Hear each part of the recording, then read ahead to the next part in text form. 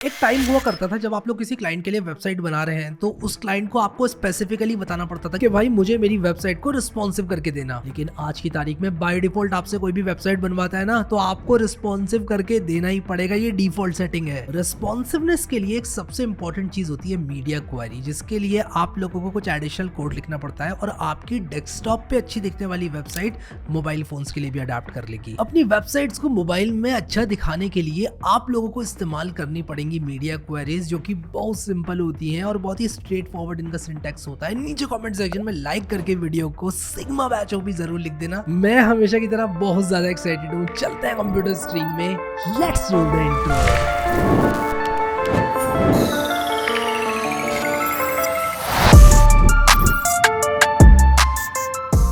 तो already time बचाने के लिए मैंने यहाँ पर खोल लिया है VS कोड अपना और ऑलरेडी मैंने index.html नाम से फाइल बना ली है। CSS मीडिया क्वेरी नाम से मैंने एक टाइटल दिया है इस पेज को और यहाँ पर अब आपको बताऊंगा कि मीडिया क्वेरी क्या होती है। एक बहुत ही अजीब सा स्टाइल यहाँ पर डालूंगा और मैं कहूँगा बॉडी का बैकग्राउंड कलर कर दो रेड, और आप कहोगे बॉडी का बैकग्राउंड कलर रेड कौन करता है? मैं करता हूँ। और डिव के अंदर मैं लिखूंगा hey I am a red body guy. कौन हूँ मैं? Red body guy. मतलब रेड बॉडी वाली नहीं, मतलब ये जो मेरा बॉडी टैग है वो रेड है। तो ये मतलब है इस बात का। अगर आपने सिग्मा वेब डेवलपमेंट की प्लेलिस्ट एक्सेस नहीं करी तो प्लेलिस्ट को एक्सेस करें, भी कभी यहाँ क्लिक करके बुकमार्क करें और यहाँ पर क्लिक करके सेव जरूर कर लेना और उसके साथ गिटहब का कोड भी एक्सेस कर लेना। अब देखो क्या करना है हमको कि प्रीव्यू करना है ऑब्वियसली इसको, और इसको प्रीव्यू करके आप कहोगे हाँ यार ठीक है, इतना क्या टाइम पास है, रेड हो गई बॉडी, बहुत अच्छी बात है, तालियां, ठीक है। लेकिन आज जो मैं आप लोगों को बताने आया हूँ वो ये है कि आप स्टाइल्स चेंज कर सकते हो आप किस डिवाइस में है उसके बेसिस पे। देखो थोड़ी सी कहानी सुनाता हूँ आप लोगों को। ऐसी कहानी सुनाऊंगा जैसे दादाजी सुनाते हैं पोतों को कि भाई हमारे टाइम पे ये होता था। देखो ऐसा होता था, मेरे टाइम पे तो नहीं, लेकिन बहुत पहले जब CSS2 आई थी तब मीडिया नाम की एक क्वेरी इंट्रोड्यूस की गई थी और उसका पर्पस सिर्फ इतना था कि यार जो मीडिया क्वेरी है वो ये बताती थी कि यार अगर कोई भी इंसान किसी दूसरे डिवाइस में एक्सेस कर रहा है वेबसाइट को तो स्टाइल्स को चेंज किया जा सके, सिर्फ इतना पर्पस था। उसको मीडिया रूल कहा जाता था जो CSS2 में इंट्रोड्यूस किया गया था और CSS3 में इस मीडिया रूल का नाम चेंज करके मीडिया क्वेरी कर दिया गया। तो CSS2 में मीडिया रूल कैसे काम करता था उसको भूल जाओ। CSS3 में बताता हूँ मीडिया क्वेरी किस तरह से काम करती है। तो CSS3 में मीडिया क्वेरी का सिंटेक्स क्या होता है कि आप सबसे पहले क्या करते हो कि लिखते हो @मीडिया। इसका मतलब हुआ कि आप एक मीडिया क्वेरी लिख रहे हो, ठीक है। अब इसके बाद आप किस डिवाइस में लिखना चाहते हो मीडिया क्वेरी ये आप लोग बताते हो और उससे पहले एक नोट या ओनली आता है, यानी कि मैं यहाँ पर लिख सकता हूँ मीडिया ओनली स्क्रीन, यानी कि सिर्फ स्क्रीन पर है तब यहाँ पर अप्लाई होगी है। तो एक टिपिकल जो सिंटेक्स है मीडिया क्वेरी का इस तरह से दिखता है। मीडिया नॉट या ओनली लिखते हैं हम कि या तो इस मीडिया टाइप पे मत दिखाओ या सिर्फ अगर ये मीडिया टाइप हो तो दिखाओ। और उसके बाद हम यहाँ पर कुछ एक्सप्रेशंस लिखते हैं जिसके बारे में मैं आप लोगों को बताऊंगा और इसके अंदर CSS कोड लिखते हैं जो कि अप्लाई होगा तब जब ये चीज़ सेटिस्फाई होगी, ठीक है। चलो अब मैं बताता हूँ कि किस तरह से आप लोग इसको यूज़ कर सकते हो। तो यहाँ पर मीडिया लिखा, मैं लिखूंगा मोस्ट ऑफ द केसेस में हम लोग ओनली लिखते हैं क्योंकि हम चाहते हैं कि तभी ये मीडिया क्वेरी मैच हो जब हम स्क्रीन पर हो, जब मीडिया टाइप स्क्रीन हो। और कौन कौन से मीडिया टाइप हैं आप ऑल डाल सकते हो, ठीक है, यानी कि सारे मीडिया टाइप्स पर। फिर आप प्रिंट डाल सकते हो जो कि प्रिंटर वगैरह पर अगर व्यू हो रही है वेबसाइट तो आप लोग देखोगे उसको। एक और मीडिया टाइप होता है स्क्रीन, जो कि सबसे ज़्यादा कॉमन है फ़ोन में, लैपटॉप में या फिर आपके आईपैड वगैरह में अगर आप लोग दिखा रहे हो तो वो स्क्रीन है। एक और होते हैं स्पीच डिवाइसेस जो कि उन लोगों के लिए इस्तेमाल होते हैं जो कि देख नहीं सकते, तो यहाँ पर स्पीच डाला जाता है।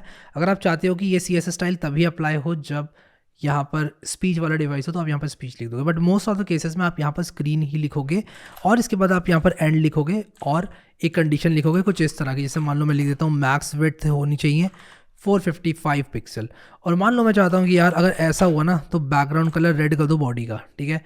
तो मैं एक काम करता हूँ, यहाँ पर लिखूंगा बॉडी और बॉडी के अंदर लिखूंगा बैकग्राउंड कलर ब्लू कर देता हूँ, ठीक है। यहाँ पर बैकग्राउंड कलर को ब्लू कर देता हूँ। तो मैक्स विड्थ अगर 45 पिक्सल है तो बैकग्राउंड कलर ब्लू हो जाएगा। तो मैं आपको दिखाता हूँ इसका क्या मतलब हुआ। मैं इसको छोटा करूँगा, छोटा करूँगा, छोटा करूँगा, यहाँ पर देखो विड्थ दिखा रहा है, छोटा करूँगा, छोटा करूँगा, छोटा दिखा रहा हूँ। आप देखो आप लोग अगर इसकी मैक्स विड्थ यहाँ पर 455 पिक्सल तक जो है ये CSS स्टाइल लगेगा, यानी कि 455 से छोटा हुआ अगर तो ये वाला स्टाइल लगेगा और 455 से बड़ा हुआ तो ये जो इसके अंदर स्टाइल्स सीखे हुए हैं वो नहीं लगेंगे।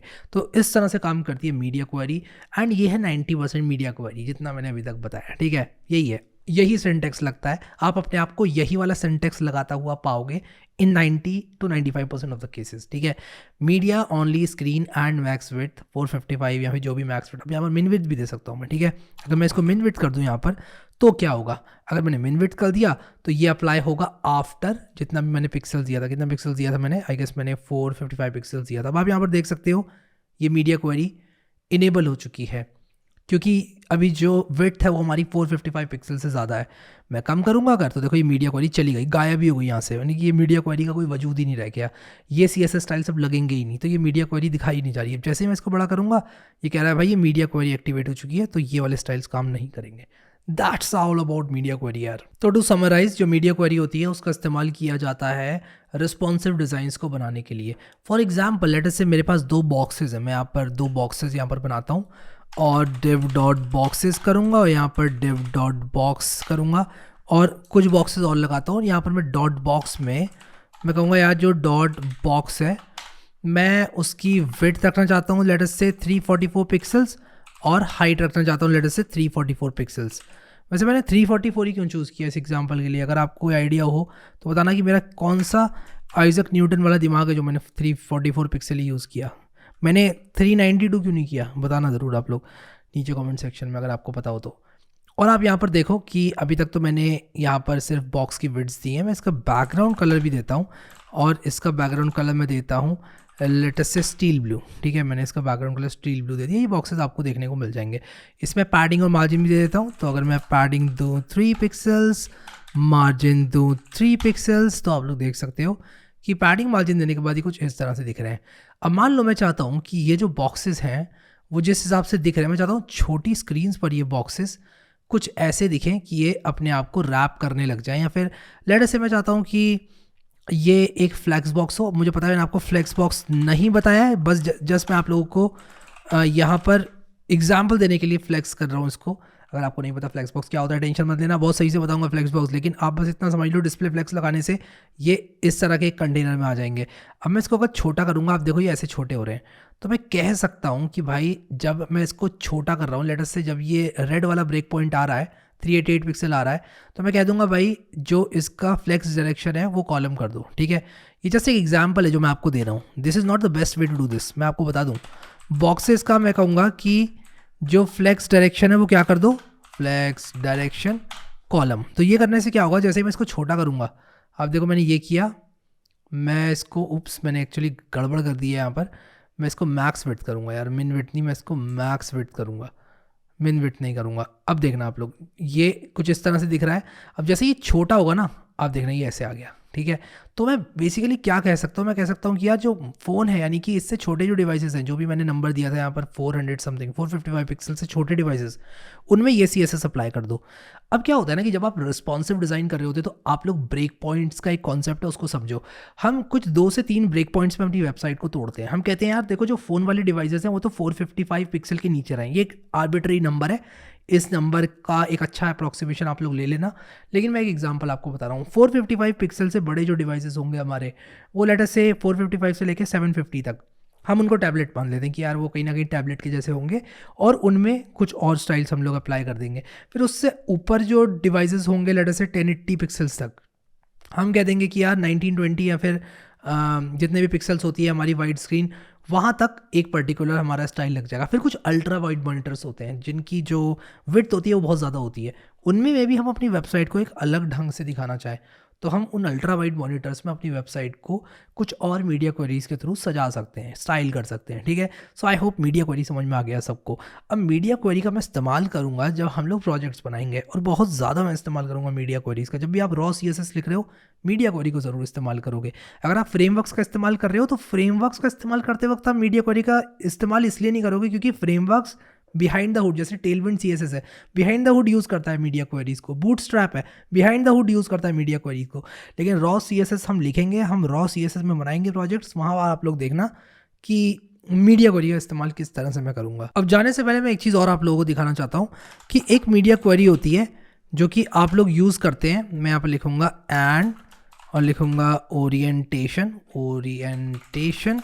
मान लो मैं कहूँगा लैंडस्केप, ठीक है। जब ओरिएंटेशन हमारा लैंडस्केप हो तब मान लो मैं बैकग्राउंड कलर करना चाहता हूँ पर्पल, ठीक है। किसका बैकग्राउंड कलर पर्पल करना चाहता हूँ? बॉडी का, ठीक है। मान लो मैं कुछ ऐसा करना चाहता हूँ, बॉडी का कलर करता हूँ पर्पल, ठीक है। बैकग्राउंड कलर नहीं, कलर पर्पल कर देता हूँ।